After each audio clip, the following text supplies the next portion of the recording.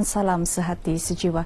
Kaki tangan awam masa kini perlu mengadaptasi perubahan teknologi komunikasi dan maklumat ICT bagi membantu usaha kerajaan memaksimalkan keberkesanan penyampaian perkhidmatan kepada rakyat.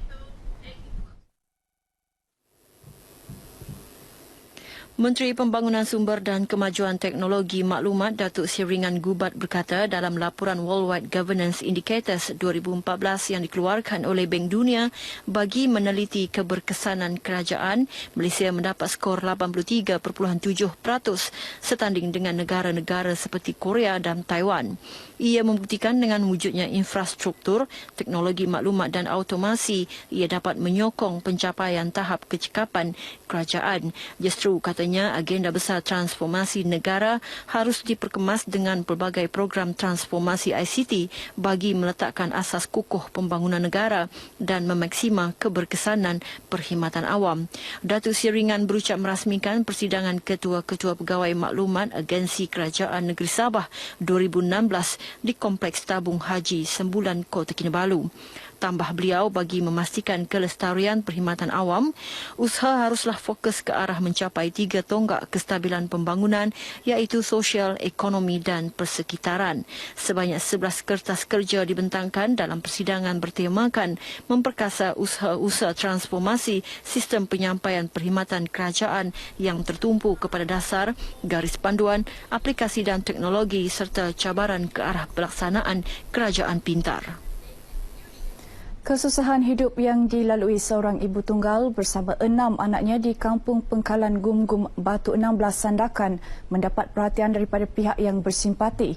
Kisah Siti Terpilih Lapinta, 46 tahun yang tinggal bersama anak-anak di sebuah rumah usang mula mengundang rasa ingin tahu masyarakat setelah viral di laman media sosial pada bulan Mei lepas. Siti Terpilih yang bekerja sebagai petani untuk penyara hidup bersama anak-anak yang masih kecil dan bersekolah bakal mendapat kediaman selesa sumbangan pejabat ahli Dewan Undangan Negeri Adun Gum-Gum dan Felkra Berhad. Jadi atas keprihatinan kita daripada awalnya, kita melihat keluarga ini begitu susah untuk menampung pembaikan rumah beliau. Jadi daripada pihak Pelkra telah membantu sebanyak RM7,500 dan daripada saya sebagai wakil rakyat di kawasan ini kita bantu RM13,000. So kesemua ini berjumlah RM20,500 lah. Ini pembinaan semula. Datuk Zakaria ditemui pemberita RTM semasa melawat pembinaan rumah berkenaan di Sandakan.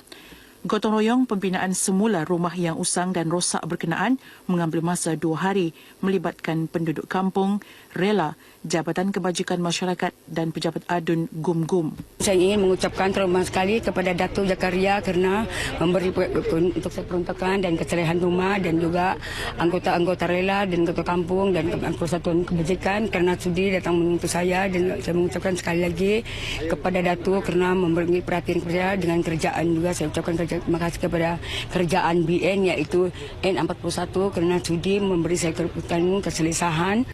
Selain 6 anak yang masih kecil dan bersekolah, Siti juga mempunyai seorang lagi anak perempuan berumur 25 tahun yang telah pun berkahwin dan kini tinggal bersama suami.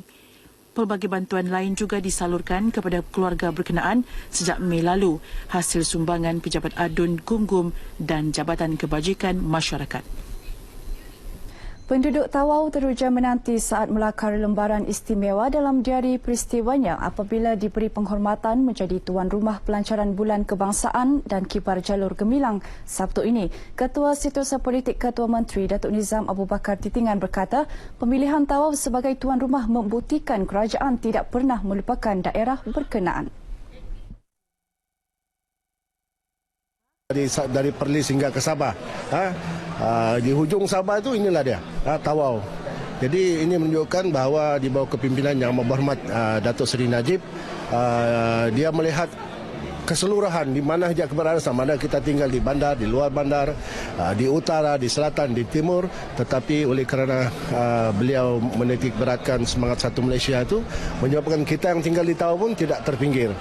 Sehubungan itu, semua masyarakat berbilang kaum, bangsa dan agama diseru hadir memeriahkan sambutan yang disempurnakan Timbalan Perdana Menteri Datuk Seri Dr. Ahmad Zahid Hamidi di dataran Majlis Perbandaran Tawau. Datuk Nizam ditemui media dalam majlis sambutan Hari Raya Aidilfitri 2016 Syarikat Bentang Wawasan Sundaram Berhad di Tawau. Turut hadir Presiden Majlis Perbandaran Tawau, Ali Jus Sipil. Mengenai majlis berkenaan, Datuk Nizam yang juga pengurusi Bentang Wawasan berkata, ia bertujuan mengeratkan silaturahim dalam kalangan warga kerja syarikat berkenaan selain menaikkan semangat kaki tangan agar menghasilkan kualiti kerja yang dapat meningkatkan prestasi syarikat. Baik, saudara, sekian berita dari Sabah petang ini.